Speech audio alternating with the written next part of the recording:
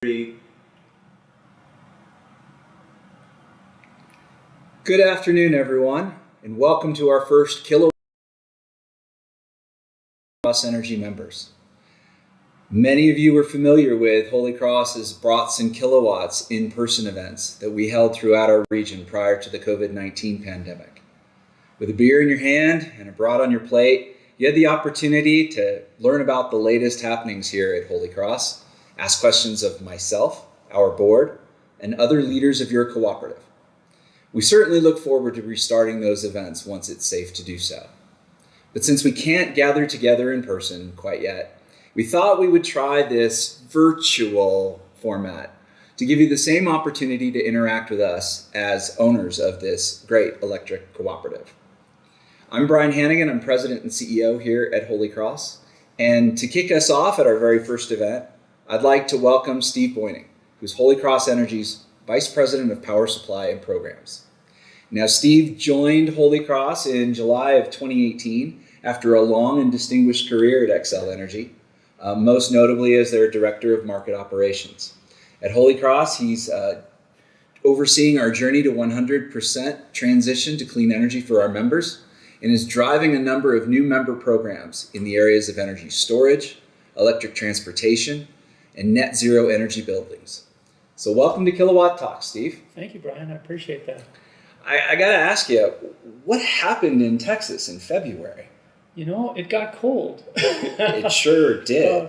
Can we please take a look at the next slide, the graphic showing the footprint. Brian, I know you have a weatherman's background. Did you want to talk in particular about the cold front that went through? Well, you see, Steve, my professional opinion, that blue on the page, that's really cold. That is. Even for Texas, that's really cold. In fact, there were some all-time records that were set. 5 inches of snowfall in Dallas, almost that much in Waco. Snow all the way down to the Gulf Coast, which literally never happens. Yeah. And for almost 10 days, it was below freezing in areas that usually don't get that cold in February. So a pretty extreme event. Yeah, it sure was. And it's not the first time Texas has had cold weather, but in a minute here, we'll show a slide talking about the impacts of cold weather on Texas power plants. I thought before we get into that, though, I'd point out back in 1989 and in 2011, Texas did have cold weather events that took place that resulted also in uncontrolled, or I should say, blackout type conditions for electric customers. So this wasn't new. In fact, after 2011, there were a lot of follow-up recommendations in the post-event analysis. It seems like many of them maybe weren't followed. Leading into one of the main points that caused pain in Texas is the fact that their market is what's called an energy-only market design, and it relies on scarcity conditions for investors who build generation to earn enough money to pay back that investment. Other parts of the country, in contrast to Texas, rely on a separate cost recovery mechanism for building the generation, and then they operate their regional markets in a way just to recover the fuel costs associated with operating the generation. As a result of that, they're less likely to experience scarcity in other regions of the country than Texas saw.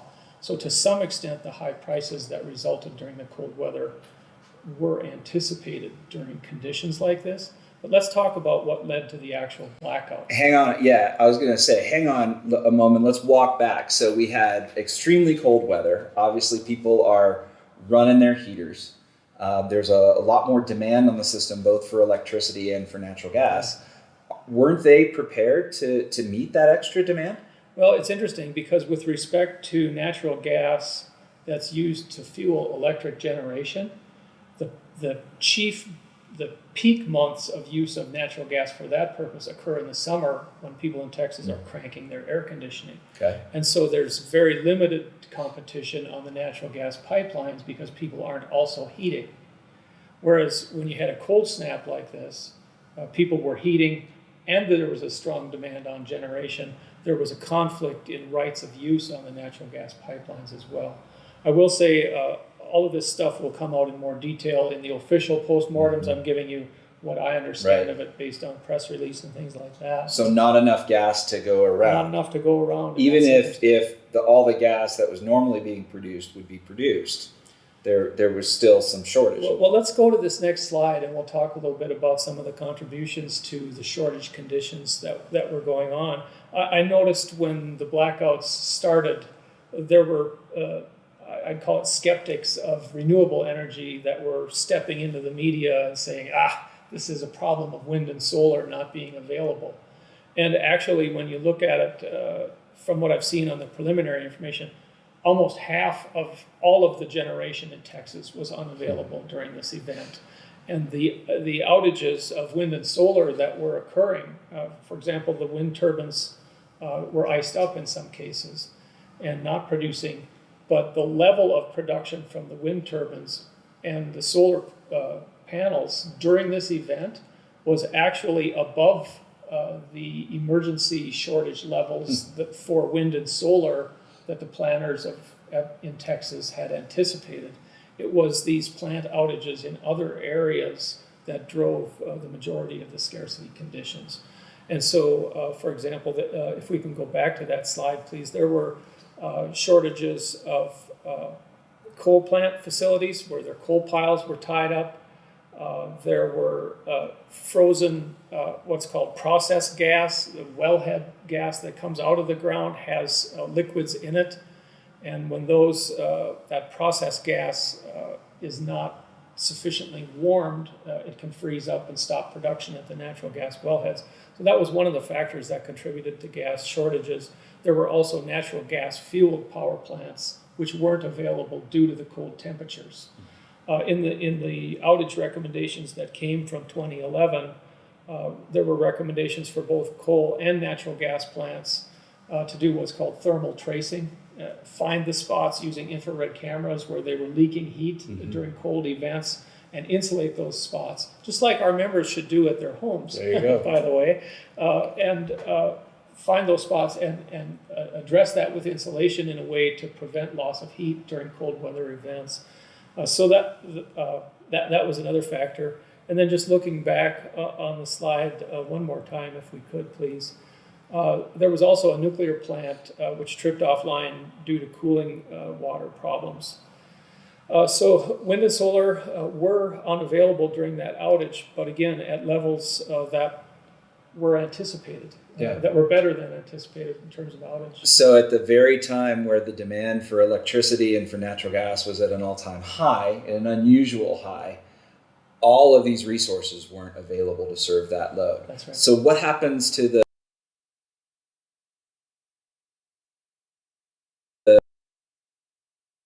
gas side? They're both markets that can incur scarcity pricing. And that's good up to a certain point because it signals there's extreme demand. But when you get to a point where an increase in price doesn't result in any additional increase in supply, then you've got a problem. Okay. And that's what we were seeing in both, as I understand it anyway, in both the natural gas and electric production sectors. The prices rose to a point where they weren't able to create any more supply conditions. Just because it wasn't there. It wasn't there. Okay. Yeah. Okay. So then there's all this demand. There's not enough supply to go around. We know that electric grids do best when the supply and the demand is in balance. When it's out of balance and you can't fix it, what happens next? So that's a beautiful question, Brian, because in the natural gas system, you have a period of hours to reestablish balance between supply and demand. The pipelines are pressurized and can draw down on some of that pressure. On the electric system, supply and demand has to be balanced on a second-to-second basis. I have friends that work in the electric grid operations area in Texas, and they were quick to point out that what occurred were not uncontrolled blackouts. They were deliberate outages to electric consumers done in a way to prevent a total collapse of the grid. So they were controlled load shed events. And those were taken in response to a mismatch between supply and demand on the electric system. Can I do an example for it? Go for it. So let's say you're pulling a little red wagon. Okay. And the wheels on your little red wagon are turning at 60 times a second. That happens to be the electric frequency on the grid. Okay. So if you walk by me pulling your little red wagon, I throw a bag of concrete, the wheels slow down. Got right? it. Yep. You're carrying a heavier load now. And conceptually, that's exactly the same thing that happens on the electric system. That's 60 cycles per second. As more demand is added and supply doesn't increase, it starts to drop. And what the Texas grid operator observed was that the 60 hertz set point on the grid was degrading. Okay. And when it got to a level that they felt could result potentially in risks to uncontrolled outages, they directed controlled outages to electric points of interconnection in order to balance supply and demand again. Yeah, because the other power plants that we're operating, they're only really supposed to be operating within a frequency range that's somewhat finite. And when the frequency on the grid starts to deviate from that, those plants will also shut off to protect themselves. Exactly. And you get this cascading effect that leads to this big system-wide blackout, right? That we never want to see. That we never want to see, exactly. So you talked a little bit about markets, Steve. How did the Texas energy markets react to all this? And, did they react as expected? Were there some shortcomings that were found? Kind of how's the market side supposed to play out on this? So there were strong market responses during the event. This is all anecdotal from my standpoint, but I've heard that, for example, gas consumers in California stopped using gas so that it could be redirected into the areas with shortage, because that's a response to the high price for gas that occurred. Yeah. If you look at the exposure that one of our wholesale electricity suppliers had during this event, the price of natural gas went up everywhere in response to the events that were taking place. And I believe the dollar amount that Xcel Energy spent on natural gas during those 4 days is somewhere in the range of $300 million, approximately 4 months worth of their natural gas normal purchasing expense blew through in 4 days. 4 days. Yeah. Oh my!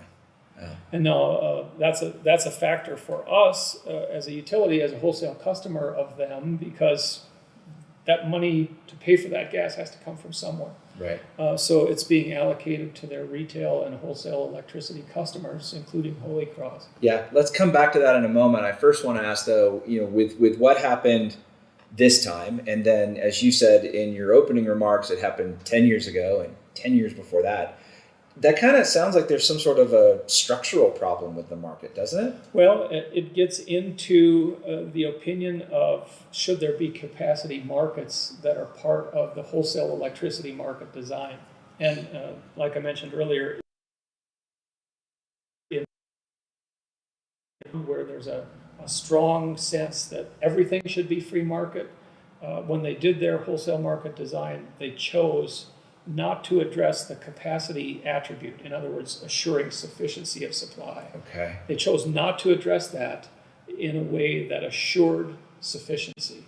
They wanted in their design to allow scarcity pricing to be the signal for investment in new capacity. Okay, so the prices rise when there's not enough energy. If the prices rise enough of the time, somebody says, hey, there's an opportunity to come in and make some money. I'm going to build a new plant.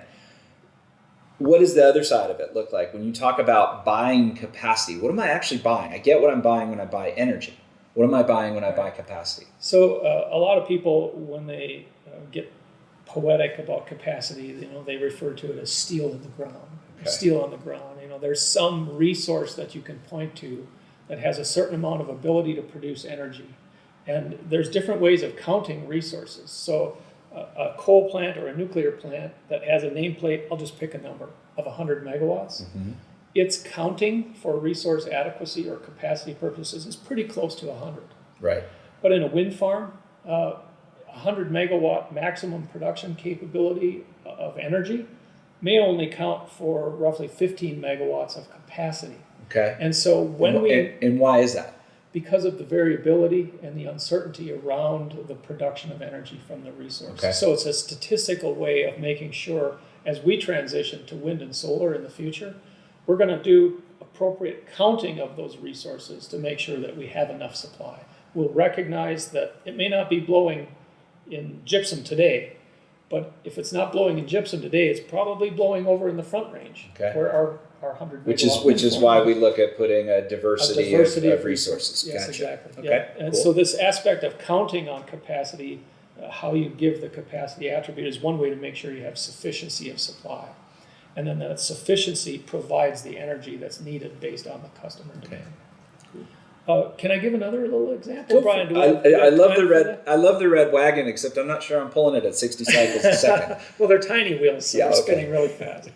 But people a lot of times get confused between power and energy, and the words that we use for power and energy in the electric industry are watts or kilowatts or megawatts. That's power. Okay, so this is a power talk, a kilowatts talk. Yeah. And then there's energy, which is kilowatt hours. And while people a lot of times can't tell a watt from a watt hour, almost everybody can relate to their car. And in your car, you have a gas pedal. How far down you press that gas pedal is how much power you're using. Okay. In Europe, they rate cars instead of horsepower in watts. Mm-hmm. So I might have a 80 kilowatt car, for example. I don't know what the right number is. So how far down I press the gas pedal is how much power I'm using. That's the electric demand on the system at a given instant. But what you pay for in your electricity bill from Holy Cross, and when we talk about energy, is that amount of power over time. And in the car analogy, that's how much did you put in your gas tank. I mean, when I have that pedal on the floor, I'm draining that gas tank fast. Mm-hmm. So I'm at a high rate of power, but I'm paying for energy. How much gas did I put in the tank? And that's the kilowatt hour piece that our members pay for. Got it. So Texas was short. It didn't have enough power to go around, didn't have enough energy to serve all of its needs. Why didn't it just get it from New Mexico or Louisiana or somebody, I mean, if I'm short a cup of sugar and I'm trying to make some cookies for my kids, I go next door and say, hey, can I borrow a cup of sugar? Why couldn't we do that here? To the extent that they were able to, given the way that Texas is interconnected to the rest of the world, they did. They have what are called direct current ties. They're not part of the national grid. They're a Texas island, connected only by a few interconnections because they're independent. They like to do it that way. God bless them. Right. But to the extent they were able, they did import electricity over those direct current ties. What we see in the rest of the country, I talked earlier about capacity.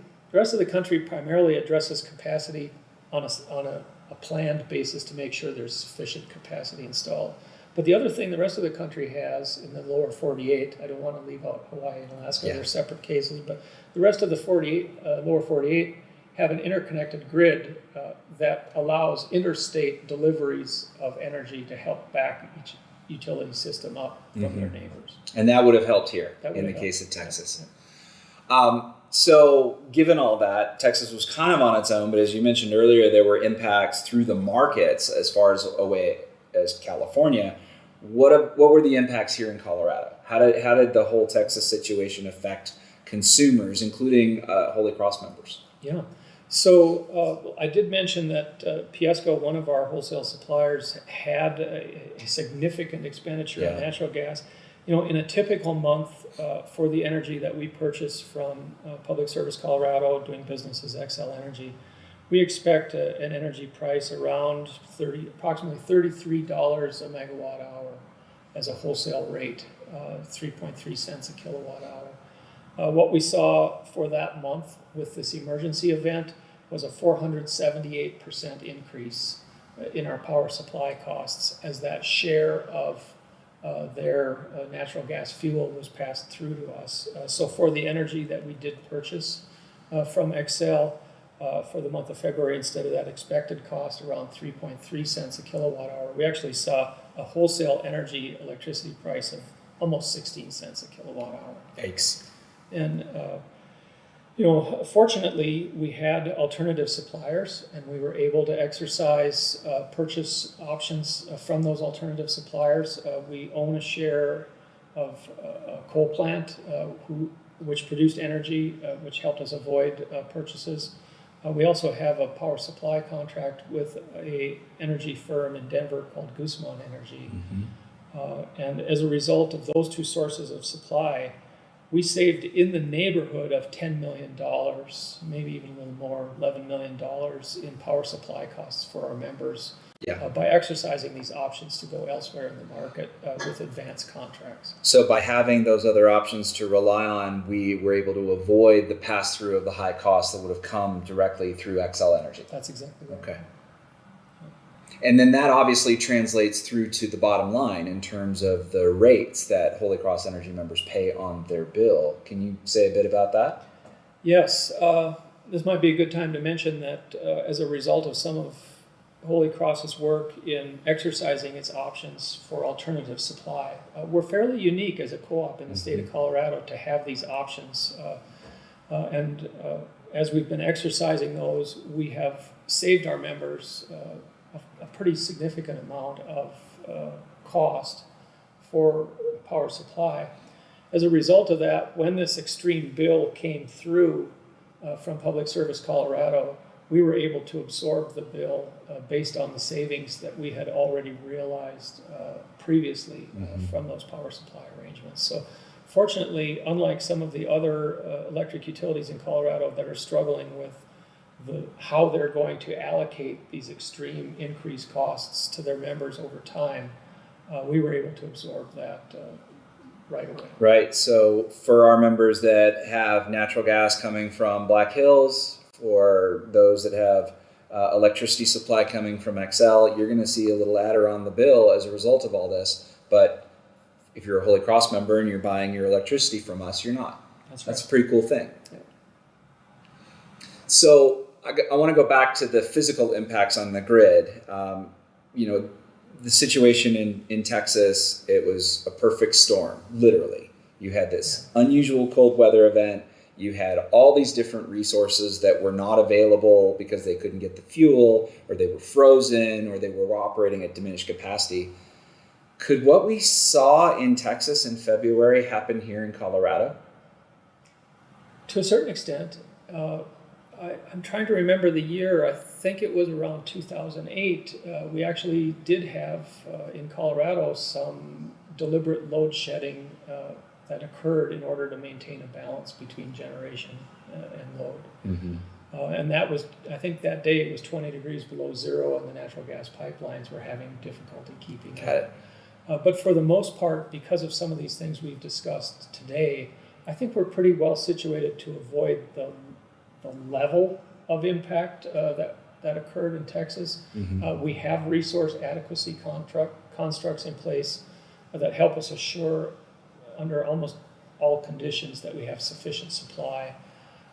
We tend here to have the utilities that rely on natural gas to fuel their generating resources may have firm delivery rights on the natural gas pipelines. In Texas, many of the generators did not have firm delivery rights on the natural gas pipeline, and then during the cold event when there was that competition, they lost that ability. So firm, non-firm. Firm is guaranteed all the time. Non-firm can be curtailed. Basically, it can be curtailed if it's not available. And so with those factors and with our ability to rely on interstate grid support, I think we're pretty well situated. We do have options for our members that have a resilience interest. We could be, for example, be hit by local wildfires. Yeah, I was gonna ask you about that because Colorado, we know how to deal with winter, but as we look at a warmer, drier climate, potentially due to climate change in the future, wildfires, hot weather like what happened throughout the West in the summer, affecting California. Are we as well prepared for that as we might be for the typical winter around here? I believe so, but there's always risks to the system. Any generator, no matter where it's located, can trip offline or become unavailable. Our Comanche 3 unit was unavailable for the entire year of 2020. That's a coal-fired power plant. Right. Many people think, well, if we have coal, it's always going to be available. And that's an example for almost 12 months in 2020, that plant was fully unavailable. Another story in and of its own self. But Brian, I'd just say for members locally that are interested in resilience as an option, we have a program available from Holy Cross called Power Plus, where we will help our members install backup battery storage at their site, whether they have solar on their rooftop or not, but particularly helpful if they have solar on their roof, because that will give them an option when our grid goes down to remain in service at their residence. Yeah. And so that's a wave of the future as battery prices continue to come down, and we've seen dramatic drops over the past several years, which have enabled us to launch this program. I think this will be something kind of a wave of the future. I'd love to have the ability to not reset my microwave oven clock again. And for the members at Holy Cross that participate in our program, we think that's one of the benefits that we have. Well, and you also mentioned earlier in this live event the value of investing in energy efficiency. A lot has been written about how some of the homes in Texas fared better during the cold snap because they were well insulated and they didn't cool off, so to speak, as fast as some of the homes that might not have been well insulated. And I would say the same thing works in a hot weather environment as well, that you don't heat up as quick if you're warm and insulated. So, we offer home energy audits, we offer rebates for energy efficiency and weatherization work through our partners here in the community. And that's another great way that you can build your own local energy resilience. So let's see, we're coming to the end of the set piece here. But we're hopeful that you can now go to the chat function here in our YouTube live event and put your questions in there. Just a reminder that everything that you put on the screen will be on display both tonight and through the recording that we'll make available afterwards. So we ask you to family friendly, PG-13, but also any question related to the Texas event, to some of the power supply issues that Steve raised, to our journey to 100 and some of the implications of moving to a more clean energy driven system. Anything that you want to ask us tonight, we're here to address. We've got plenty of time to do so. And if you don't put questions in the chat, I'm going to have to make something up. And your questions are certainly better than mine. Steve, I do want to come back to this question of the power market design in Texas. If you had to, kind of pull some lessons from that, if you were thinking about the design of a wholesale market or a regional market here in the West, which we've talked a lot about, we've heard the 3-letter acronym Regional Transmission Organization, or RTO. Let's say we're designing something for the West involving Colorado. What lessons from Texas and California and elsewhere can we learn? Quite a few. One of the things we talk about regional markets as if they're already here, and they're only here in part of Colorado. There's a small footprint of the Southwest Power Pool, which expanded into some of the utilities' footprints in the state. And about a year from now, the rest of the state will enroll in a similar style market design. Both this existing Colorado market and the market that will roll out in about a year are relatively simple markets that just try and optimize among the generating resources that are available at the moment. So they address balance between supply and demand, and to some extent they address this interstate sharing of the grid. A full wholesale market design called a regional transmission organization, like you mentioned, solves some additional problems that these tiny markets, which are rolling out right now, don't solve. They address things like long-term access to the grid, shared reliability attributes for capacity investment, things that help make the grid even more efficient than the efficiency benefits that are gained from these current short-run markets that are rolling out. But the lessons from Texas that we take away from this, in my opinion, focus primarily around the issue of resource adequacy, and that, in my opinion, had there been sufficient resource adequacy protections and sufficient sharing of grid capability, a lot of those impacts may have been avoided. And the reason I can say that is because I mentioned the non-firm gas piece. The extent to which a gas generator is counted, if it has non-firm fuel supply, is a it's probably a material issue going forward. So say a bit more about that. You count a gas turbine as having that capacity, even though that fuel may or may not be there. That's what's currently taking place. That kind of seems off a little bit. Yeah, it's like I have a car and you can count on it to deliver a pizza, but I'm not counting whether I have gas in the tank or not. Does that make sense? Makes sense to me. So I've got a question from, I believe it's from Ready Kilowatt, our famous mascot in Co-op Nation, asks, does Colorado have a reserve capacity market? Thinking, does the ISO, another independent system operator, phrase for an market operator, does it pay suppliers for having available fuel on hand for shortfalls? So this gets to that fuel supply question that we were just joking about. Can we pay somebody to have gas in the car at all times? Sure. Before I answer that question, let me just acknowledge that Ready Kilowatt is a registered trademark of Xcel Energy, and we're not trying to infringe on anybody's trademark. As a former Xcel Energy guy, you would know that. But thank you, Steve, for keeping me out of trouble.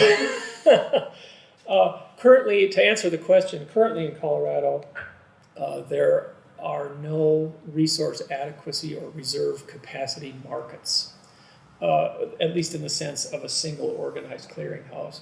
These arrangements are managed on what's called a bilateral basis. If we have a resource adequacy need, we can go and purchase from a developer or a generator or another utility those attributes that we need to show that we have capacity capability. We're currently buying that function through Xcel Energy. The question about does the grid operator pay suppliers for having available fuel on hand in a shortfall? No, they don't. That's a business risk of the utility itself. But could you imagine a world where future market design provides some extra reward to someone that is a generator that has a firm fuel supply versus a non-firm fuel supply? So in most market designs, the way that reward is delivered is through the market clearing price. And even in markets outside of Texas, during scarcity conditions, you see an increase in price, which results in greater profitability for the generator from its production. So most of that is built in to the market design already. If you want to make money selling pizzas, you keep gas in your car. Our next question comes from Olivia Siegel. She says, you mentioned that Holy Cross was unique in Colorado in its ability to purchase power from other suppliers in order to avoid temporary high costs. What made that possible, and why couldn't others do that? And I think, Steve, here we want to talk about the dreaded all requirements contracts. Sure, right? Let's talk about that. Okay. So the majority of the co-ops in the state of Colorado are served by Tri-State Generation and Transmission Association, which is what's called a G&T, which sits over the top as the wholesale supplier of electricity to those distribution co-ops. So we are a distribution co-op at Holy Cross. We don't purchase from Tri-State. We purchase, as I mentioned, from Xcel Energy and others. The reason that Holy Cross has the flexibility under its power supply contracts to purchase from others is a legacy to kudos to the management at Holy Cross back in the 1990s when the Generation and Transmission Cooperative Association that supplied us wholesale power went through bankruptcy. And Holy Cross found itself in a position having to renegotiate its power supply agreements.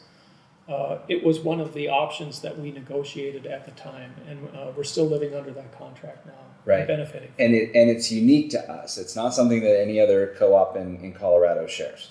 That's my understanding. Gotcha. Well, turns out that's pretty valuable. Yeah. And by the way, G&T, Generation and Transmission Cooperative, not Gin and Tonic, which is what I'll have shortly after we're done here. Just kidding. Joel Lee asks, Colorado seems ideal for solar with a lot of sunshine. Is that true? If I'm looking to add solar, how do I choose the best system to work along with my current Holy Cross service? Steve manages not only our power supply, but our consumer program. So I think he's got an answer for this question. Yeah, I do. I'm just making notes so I don't forget as I get all wound up in the answer. But on the Holy Cross website, we have a list of preferred installers, ones who have met our criteria for consistency, good customer relations, certain attributes in terms of how they conduct themselves professionally, things like that. Even if you choose from among preferred solar installers for your residence, we ask that you get multiple quotes. Seeing each member's installation that goes in on the Holy Cross system and the costs that they pay for that, because we give incentives for you to install solar at your house, and we'd love to see you do it, but I see the prices that our members pay, and there's a wide range. And I think in general, if there's one message I could get out to members about their choice on installing solar, is get multiple quotes, because you may find that there's a significant price benefit for shopping around. There's one other thing I wanted to add about solar. If everybody only installed solar, we'd have a lot of surplus production at solar noon, and we wouldn't have much production at nighttime. And for example, in the winter, our system has its highest demand of the year in hours when the sun isn't shining. And so there's this issue of the integration of renewable supply over time. And this is why, for example, Holy Cross is really excited about seeing battery storage roll out on our system, because to the extent we can take that oversupply of solar energy from hours when it's more than we need and shift it into the dark hours from dispatching the batteries, that would be a big help on the economics. Personally, I'd love to see us also develop other tools to manage what I call renewable oversupply, things like pump storage hydro, commercial level batteries. I'll point out that in our recent Amoresco and Colorado Mountain College large utility scale project that we just announced, it's 4.5 megawatts of solar panels, but it's a 5 megawatt, 15 megawatt hour battery. Right. So that's a big gas tank on that solar field. We can fill up that gas tank during the sunny noontime hours and not even use the solar panels at that moment. We use them to charge the battery, and at night we'll discharge the battery when our system loads are the highest. And that project, which was done in partnership with Colorado Mountain College, with Amoresco, supported by Garfield Clean Energy, that's the first, as I understand it, in a series of projects that we're going to say more about in the upcoming days. That's right. So yes, solar is a huge part of our journey to 100. You've also mentioned wind earlier. What's coming to Holy Cross members on the wind side? I'm sorry, Brian. I just saw a question pop up on the chat box that made me laugh so much. Yeah, we're gonna get to that one. We talked solar. What about wind? Where does wind factor into our journey to 100? Okay, wind is going to be a big part of our journey to 100. Thanks for bringing me back in line there. But we have signed a contract for a 100 megawatt share of a wind farm, which will be developed on the East Plains in Colorado. That project is still in development and still has development risks, but we're both hopeful in terms of the economics for it and the timely development of it, that could provide approximately 30% of our annual energy requirement from a nice renewable source. And one of the things that's interesting about wind, it actually produces more in the nighttime hours than it does in the day. As a weatherman, I'm sure you know this, but the sun hitting the ground heats up the jet stream and raises it higher so it stops spinning the turbine blades. But at night, the jet stream moves back down lower. The turbines actually produce more energy. It's a beautiful complement to solar. And we're really excited to see that wind farm. I'm very impressed, Mr. Beuning. I think I might give your answer a B+ if I were your instructor. There's a few little details, but basically, right. Yeah, I might have used jet stream wrong. Wind and solar are very nice and very complementary. And again, when you're looking to create resource diversity so that you've always got some power to supply the system, it's great to draw not only from wind, from solar, but also from biomass, from hydro, from a really rich portfolio that we have in our area. So now, to the question that made Steve laugh. This comes from our former Holy Cross board member, Clem Cove. He asks, Steve, can you explain the new muon-Fermi experiment that does not follow the standard model? Clem is a very big fan of the Aspen Institute for Physics. This is where that question comes from. I would not be surprised to think that he's winding us up a little bit. Hi, Clem. Thank you for your service. Glad you're tuning in with us this afternoon. Yeah. Steve? Hi, Clem. You always make my day with questions like that. All I can say is that the experiment found results so many decimal points off away from zero that it amazes me they can even do measurements like that. I believe I also see that current board member Adam Quinton goes one further and says that would be muon G2 to be precise plan. I think the two of them should come on the next issue. Yeah, I think we got a topic. They can for the talk next. physics. So, Steve, as we're kind of wrapping the discussion up here, I wonder if you might explain a little bit why not only the benefits in the Texas situation of our relationship with Guzman Energy and our ownership share of Comanche 3, but how do you see those resources playing out going forward as we progress on our journey to 100? Maybe take them one at a time. Okay. I didn't mean to ask you a real question there. We can talk about physics if you want. Well, no, we had our fun with that, though. That was good. One of the things that Holy Cross is working on right now is we call it our integrated resource plan, which is somewhat of a roadmap. We've got a lot of resources in the pipeline that we contracted with in 2019, some in 2020, some more will be announced here in the next months. As those resources get developed, we think we'll be at about 80, 82, 85% annual energy from renewable supply. But getting that last 15 to 20% is going to be challenging. The good news is, as we're preparing this integrated resource plan, which will guide us between now and 2030 when we have our goal to hit 100%, A, we think we can do it. B, the obstacles that we have to confront are surmountable. Is that the right word? And there's some tasks we have to do, whether we do these independently or whether we do them in partnership with other wholesale suppliers.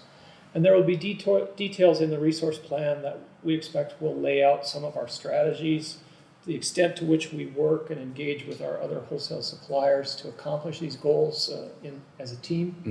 Mm-hmm. And I just say the details of that are still to come. It's probably a little early to share how those might all play out. But I'm really excited to see that we've got a pretty good roadmap set to take us to 100%, and that I'm confident we can get there. And we have plans after that integrated resource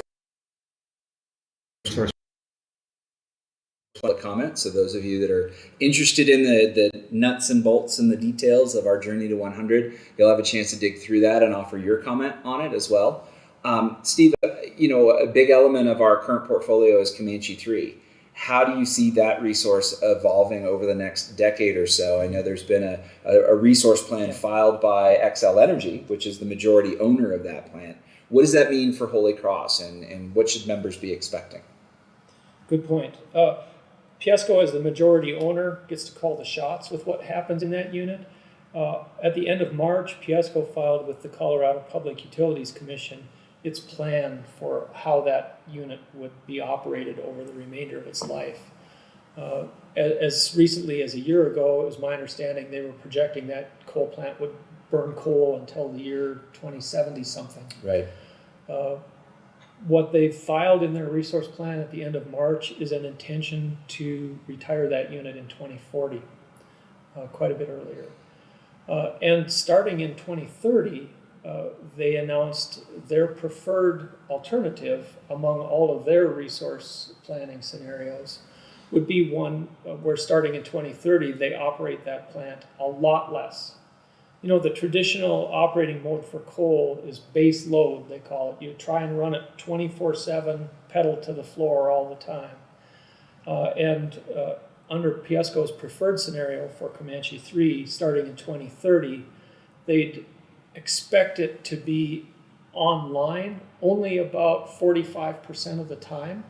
And Piesco's intention for the amount of energy, the number of tanks of gas they have to pay for, would be to only take about a third, a 33% capacity factor from the unit. What that means for us is we will have hours starting in 2030 where that unit may not be running as a supply option for us or for who we might be selling it to in the wholesale marketplace.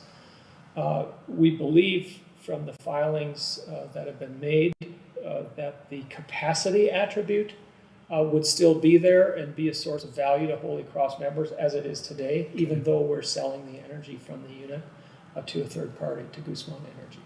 Say more about that. We're selling the energy from Comanche to a third party. Are we doing that now? We are. Okay. How does that feed into our ability to both own a share of Comanche 3 and provide 100% renewables to our members? That's a good question. So we will do separate accounting. I hate to say we have two sets of books, but we have a set of accounting for the power supply that goes to our retail customers. To the extent that we still are an owner of Comanche 3, we will redirect that supply in the wholesale marketplace to another utility or wholesale buyer. Okay. And that will count against us in the sense of the aggregate emissions of Holy Cross for retail plus wholesale supply. Our retail supply in 2030 will be 100% renewable, we believe. That's our goal, and I think we can make it. Our aggregate CO2 emissions of wholesale plus retail, we're projecting will have an 80% reduction from the levels of CO2 emissions that we had in 2005. But to the extent that we still have ownership of that unit and sell it in the wholesale marketplace, we'll have a CO2 responsibility associated with it. Right. Okay. Thanks for that. I've got a question now from Ziska Childs, who asks, is there a commensurate home install wind option to complement solar? I have seen consumer level wind turbine devices. I will say they don't operate at the type of efficiency that the modern bulk system wind resources do. And let me give you an example. I had a conversation this past week with a wind resource developer who was claiming that the newest generation of bulk system wind turbine models that are being deployed are operating at near 50% capacity factor. So half the hours of the year, that generator is running. That's amazing. That's what Piesco wants their coal plant to do in 2030. Yeah.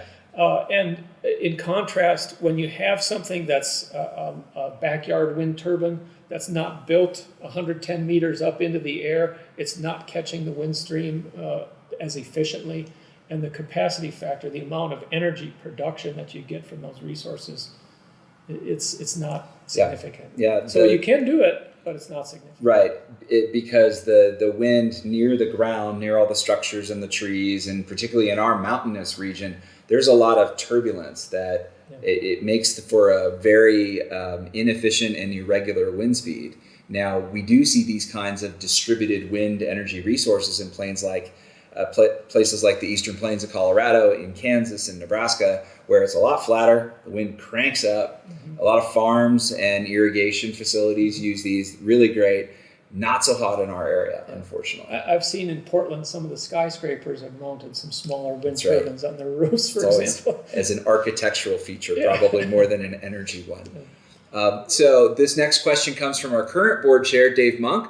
He says, you've mentioned local projects like the new CMC announcement and front range projects like the wind project we were talking about earlier. As you look ahead to 2030, what do you foresee as the anticipated mix of kind of bulk system projects and things that are done more community or even locally? Yeah.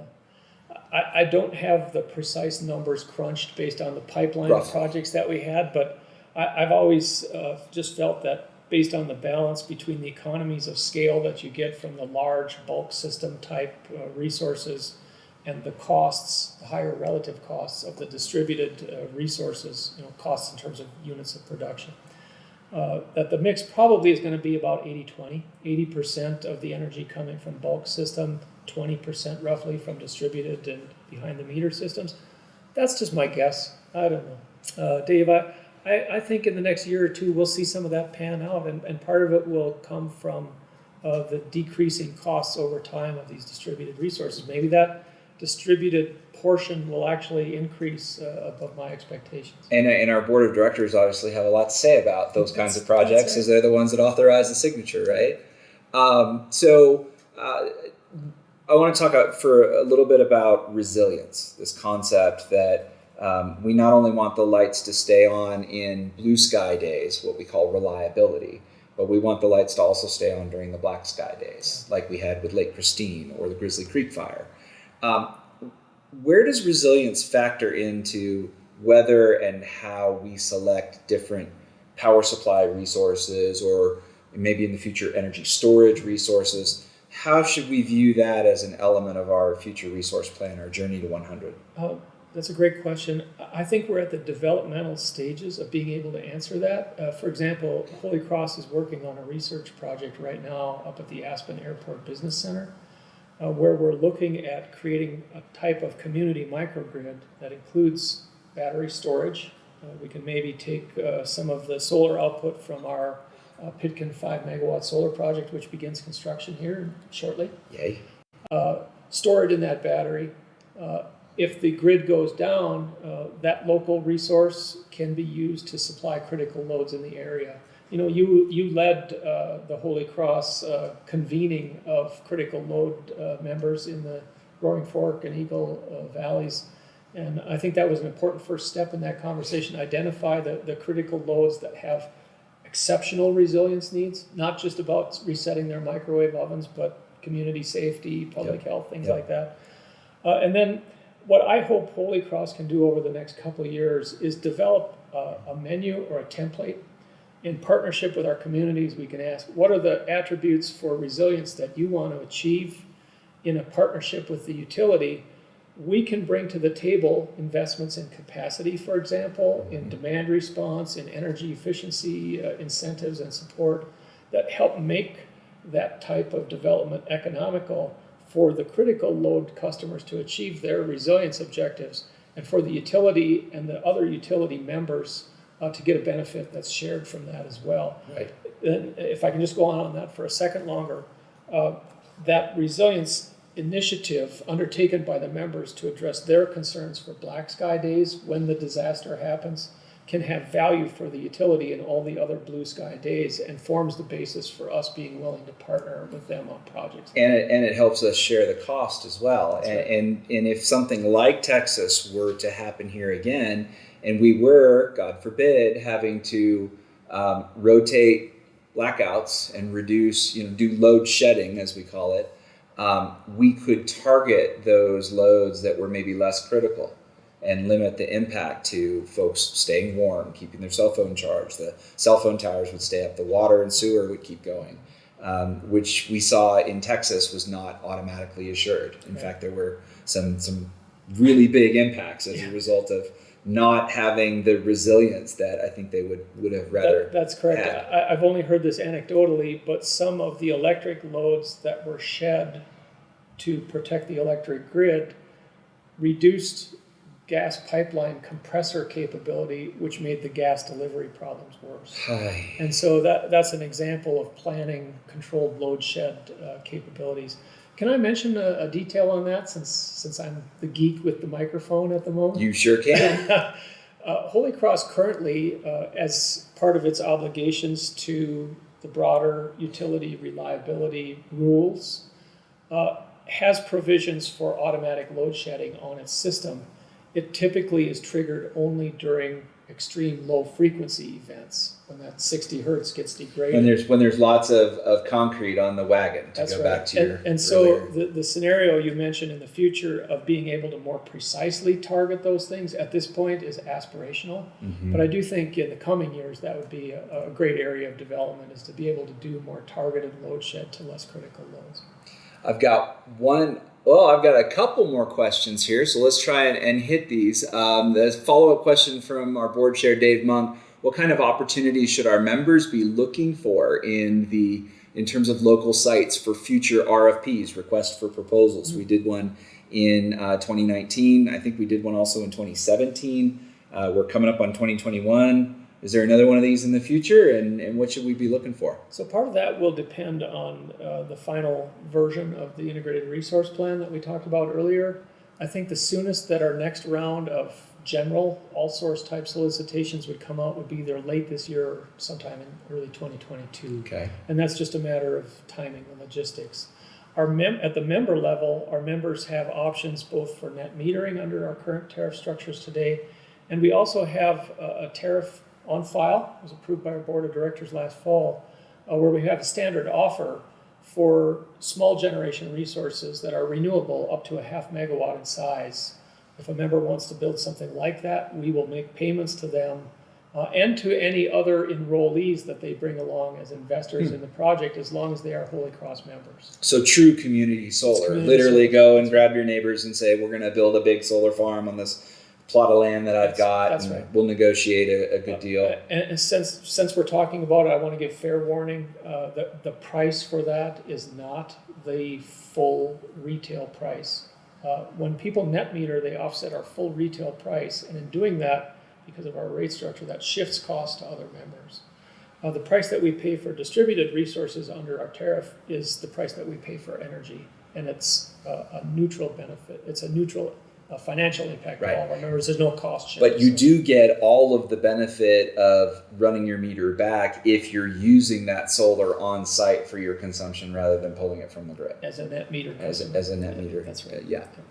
Good. So we've got a couple other questions, and then I think we're coming to the end of this hour from HCE 14 regarding Senate Bill 72 and connecting Colorado to a regional transmission organization, or RTO. During February's freezing weather, Colorado did well, but RTOs to our east had problems and had rolling blackouts. How would joining an RTO affect prices charged to Holy Cross members? Yeah, RTO, the cost of an RTO comes in a couple forms. The cost of an RTO includes the administrative fee. They have to have a building and employees to execute their functions. You see in utilities across, or in RTOs across the U.S., a range of administrative overhead costs from 25 cents a megawatt hour to $1 a megawatt hour. So there is that fee that's paid for the administrative overheads. You also start seeing an allocation of the cost of the regional grid as new regional grid facilities are built, and that can have an impact on prices. I'll point out, for example, that for Holy Cross, Public Service Colorado has already announced approximately a $2 billion transmission upgrade whose costs will pass through to us. So that these exposures exist whether you're in an RTO or not. Right. Those costs or overheads associated with an RTO tend to be offset by the increased efficiency in the way in which the generating assets are operated. So you see a reduction in the net price for energy as a result of that. There can be contingent events that impact utilities in an RTO footprint as well, as the questioner points out. And in my experience, the likelihood of overcoming shortage conditions through the cooperative structure that exists in a regional transmission organization is much better than when every utility is in a fend for themselves mode in a non-RTO footprint. Yeah, it's the cooperative way. Ideally, the costs associated with being part of the RTO are outweighed by the benefits that you get in the lower market costs and the greater efficiencies, right? Yeah. Great. One last question for you, Steve. As we have transited so far since, first 70, 70, 30, now our journey to 100, what has been the impact of all of this clean energy and all of these changes in our power supply mix on price? What's been the impact? There's kind of a view that if you bring on these new technologies, it's going to cost a little bit more. Is that actually what we're seeing here? We've been saving money. Sorry, say that again? We've been saving money. Okay, good. I want to make sure everybody out there in YouTube land heard that. Yeah, the interesting thing is the incremental cost of new wind and solar is below the average cost of the embedded system. So your old stuff costs more than your new stuff. Okay. And the transition to new stuff for people who can make it is advisable for that reason. As long as you keep your eye on the reliability issues, which we do. Yep. Then it's a benefit to be able to make that transition. Do you see that holding up as we go the rest of the way to 100%? I do until at least the 85% range. We will know more about that last 15 to 20% as a result of the next round in our resource solicitations. Like I said, that would be issued maybe later this year or next year. Great. All right, I think that's a great place to stop. Obviously, lots more questions. We could go on for a while longer, and maybe we'll come back to the topic of all things solar at a future one of these Kilowatt Talks. Steve, I want to thank you for being here this afternoon with us, sharing your insights with the Holy Cross members and all those that are watching and will be watching as we share the recording broad and wide. And I want to thank all of you for attending this very first Kilowatt Talks live stream event. We'd love to hear what you thought of this afternoon's event. So visit our Facebook page, visit our YouTube page, or our website at holycross.com and post a comment or a review there tonight, tomorrow. Give us your feedback. We'd love to hear what you think. Our next Kilowatt Talks event will focus on wildfires ahead of what appears to be a very dry and hot summer season, unfortunately, in the valleys here that Holy Cross serves. We'll talk about how Holy Cross is hardening its system against the impacts of wildfire and steps that we're taking to keep the lights on and to reduce the risk of wildfires in our area. So watch your email, watch our website for information on the date and the time of this next future Kilowatt Talks event, as well as the others that we'll plan in the series throughout the rest of the summer. And make sure to invite your friends and your neighbors to join us too. If they missed this, they can find it on our YouTube page, play it back at their leisure, and catch up on the recording, and then make plans to attend the next one where they too can ask questions about particle physics. I'm just kidding. Until then, on behalf of all of us here at Holy Cross Energy, I wish you all a safe and healthy April and the rest of the summer, and I look forward to not only seeing you on a future virtual event, but I look forward to seeing you in person again very soon. Thanks very much for being with us tonight. And thank you for being a Holy Cross Energy member. Good night.